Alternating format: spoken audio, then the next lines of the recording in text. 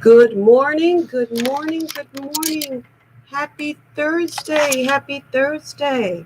I think I've got this where I'm looking pretty good. It is Thursday. It is August 13th, 2020. It is a beautiful day outside, and I would like to welcome you to this week's edition of When Life Needs a Detox. My name is Carol White. I am your life detox strategist and part-time historian. We've been doing this series on racism in history. I told you last week I had something that you would find most interesting. Now, I found it interesting as well because I didn't know. I honestly did not know. It never occurred to me.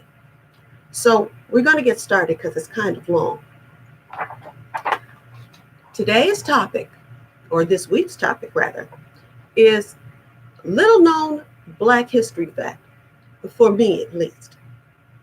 Native Americans owned African slaves. I'm telling you, I had no idea. But let's get started. Now, you learn a lot when you dive into history.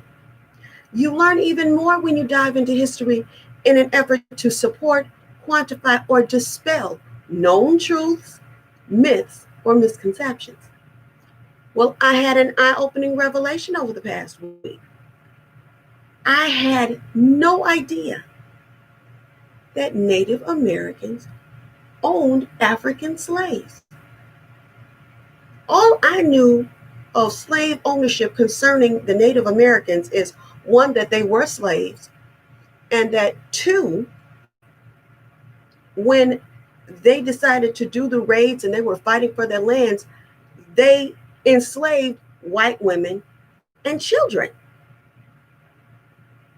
Like I said, this is the stuff that you saw on the Westerns.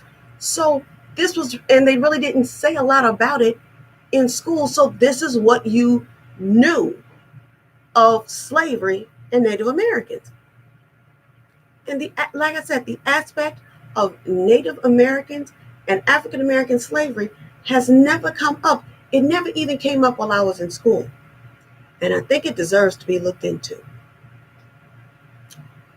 Now, giving an honest assessment, slavery was not a new concept to Native Americans. It's not a new concept anywhere.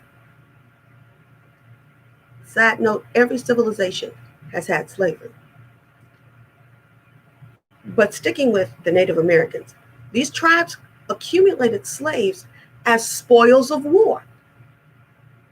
They also obtained slaves to pay off gambling debts, bartered payment for goods and supplies, and to keep peace between the tribes. In fact, obtaining slaves via slave raids became a way for a warrior to prove his bravery and manhood. The more difficult the raid, the more slaves that were acquired, the braver the warrior. Isn't that something? The practice of Native American slavery extended beyond the Mississippi, as the Illinois tribe was better equipped to do with weapons provided by the coming of whites. Now, during the time frame of the late 1600s through the 1700s, continuing into the 1800s, both Native Americans and African Americans were enslaved at the same time. There were many interactions as parallel oppressed communities, meaning that there were similarities between the two communities. It reads kind of choppy. I'm sorry. This is a quote from Wikipedia. Native Americans, during the transitional period of Africans becoming the primary race enslaved, were enslaved at the same time and shared a common experience of enslavement. They worked together, lived together in communal quarters, produced collective recipes for food, shared herbal remedies, myths, and legends, and in the end, they intermarried. Because of a shortage of men due to warfare, many tribes encouraged marriage between the two groups to create stronger, healthier children from the unions. Now, think about it. In slavery times, both groups, Africans and Native Americans, are enslaved. Same time. They found a way to coexist. They found a way to survive. And they found a way to continue both races. Now, here's the kicker. Even though white America thought both races to be inferior to them, there was always the fear that the Native American and the African slaves would band together and revolt. To this end, white America encouraged hostility between the Native Americans and African slaves. Whites saw that it was in their best interest to convince the Native Americans that the African slaves were counterproductive to their best interests. Also from Wikipedia is a quote from South Carolina law in 1751. This is a law. The carrying of Negroes among the Indians has all along been thought detrimental, as an intimacy ought to be avoided. Now, tack on to that, in 1758, the governor of South Carolina, James Glenn, put in writing, "It has always been the policy of this government to create an aversion in them Indians to Negroes." The state governments made it a point to pit Native Americans and African slaves against each other because they were afraid of a revolt. Now, after a time, Native American slavery was completely replaced by African slavery. So now, the question for me was, how did an enslaved people get into slavery? How did the Native Americans get involved in African slavery if they themselves were slaves? Well, now there's two schools of thought. Now, the first is that the Native Americans felt African slave ownership would insulate them from federal pressure to remove them from their lands to make room for white America. Because, the Indians were here first, and they had their own homeland. So they wanted to stay, but capitalism meant, for white America, meant whatever they wanted, they were going to take. So they were using slavery as an insulation so that they can say, hey, we're just like you. You can't move us out. Now, in trying to avoid removal, there was a faction of Native Americans that tried to assimilate into the white culture and white society through schooling, adopting Christianity, moving off of the reservation, and owning slaves. Now, the second school of thought is that the Native Americans began to feed into the white American belief that somehow Africans were inferior to not only whites, but to them as well. They embraced the notion that African bodies were property and equated the color of African skin to hereditary inferiority. Being involved with the slave trade also promoted interactions between the 5 civilized tribes. Now that's Cherokee, Chickasaw, Choctaw, Muskogee, which is actually the Creek Indian, and Seminole. And these are all in the southeast part of the United States. Now, this led to power relations among Native societies, elevating certain groups to power and, ironically, to preserve the Native order. Now, among Native American slaveholders, there was not a need for them to justify slavery, and they didn't claim their slaves to be family. However, a slave's status could change if their captors or owners either adopted or married them. As an example, during the 1800s, Native American women would marry freed or runaway African men.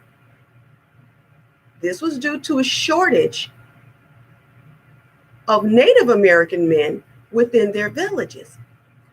The Native American women would buy these African men, and then unbeknownst to the white men they bought these slaves from, they freed these men and then married them into the tribe. And any children born of this union were considered free because their mother was free. Now, it was believed that by white American standards, that the Native Americans were too lenient with their slaves. You know, these slaves are meant for bartering purposes, and they did do work, but they weren't doing the extreme as white slave owners. But in 1790, Benjamin Hawkins was assigned to the southeastern tribes as a U.S. agent. This man encouraged the tribes to adopt chattel slavery in order to have labor for plantations and large agricultural productions. My tongue got tied, I'm sorry. But they were also given the white slave owner model for the treatment for their slaves. It was so well adopted that in many instances, Native American slave owners were even more cruel than their white counterparts. When the Indian Relocation Act of 1830 was passed and enacted, it paved the way for white Americans to take over the ancestral homeland of 60,000 Native Americans, primarily the 5 civilized tribes in the Southeast. The Native Americans were moved westward to the Mississippi to areas designated as Indian Territory. This journey is historically known as the Trail of Tears. What is not widely known about this journey is that the Native Americans brought their slaves along, either on the trail or they were sent by boat to the designated lands. Now, does that sound familiar? Putting your slaves on a boat and shipping them to where you need them? Kind of sounds like the slave passage. Just another version of it. Now, once they arrived at the designated lands, it was slave labor that rebuilt the communities. Additionally, even though the Emancipation Proclamation of 1863 freed the slaves, and it culminated in 1865 in Texas on June 19th, the slaves that were owned by the Native Americans were not freed until the treaties of 1866. You see, the Indian lands were designated designated to the Indians, and they were considered sovereign and not subject to U.S. laws. So the African slaves held by Native American slave owners stayed slaves longer than U.S. slaves. Now, African freedmen still face discrimination in the Native American territories, as many of these tribes passed laws that were similar to the black codes of the South. Now, the disconnect and discrimination of Native Americans and Blacks is still prevalent today. Let me give you an example. In Oklahoma, in the Creek Nation, 1979, the Creek Nation passed a new constitution, making it more difficult to prove Creek ancestry. And as a result, there were many Black Creeks that have now lost their Creek citizenship, along with their right to their share of revenue from land and cattle dealings. And this litigation is still ongoing right now. The influence of the racism of America is so deeply rooted in every phase of history. And if we are going to eradicate it, we must seek it out and destroy it at its base root. Well, that's the whole thing for today. That is my contribution to your historical knowledge for today. Now, as I was doing something, I also found some other interesting reading, a couple of blogs. And as I was reading them, I thought it was geared toward just giving the facts on Native American slave ownership of African slaves. But they actually took this in another direction, and I found it so interesting. They were asking the question, or posing the question, that if Native Americans owned slaves, do Native Americans owe those descendants of African slaves reparations? Well, I have a theory on that. Roll with me for a minute. Now, let's take this instance where the Creek Nation has decided that they don't want Black Creeks counted among their numbers. They want to have only the pure Creeks receiving federal subsidies. It was an economic move. First of all, it was an economic move to keep these Black Creeks from receiving monies. But here's the thing. Do I think reparations are owed? Yes. But here's the thing. Reparations have been given to the Native American tribes of this country. And reparations just means we're giving you money to repair the damage. We're trying to repair the damage that was done to you. Now, the Native Americans are receiving reparations because they were enslaved in the Trail of Tears. You put them on reservations, you starved them. You owe them reparations. The Japanese, World War II, you gathered them up because you were afraid that they would tear the country apart. You gathered them up, you put them in concentration camps. You paid reparations. Let's see now. For African American descendants, you bottled them up in ships, stacked. You brought them from their country. You stole them from their country, from their land. You brought them to the United States. You sold them into slavery.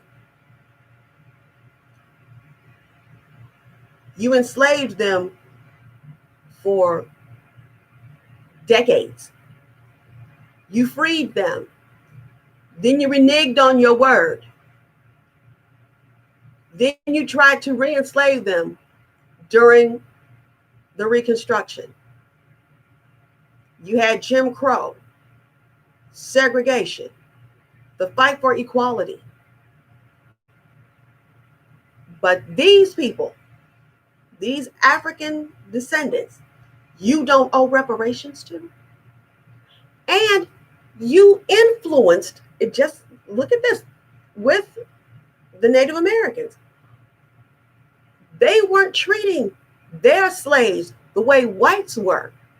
So white man, though government sent a white man to tell them, you have to treat your slaves in this way. Guess what?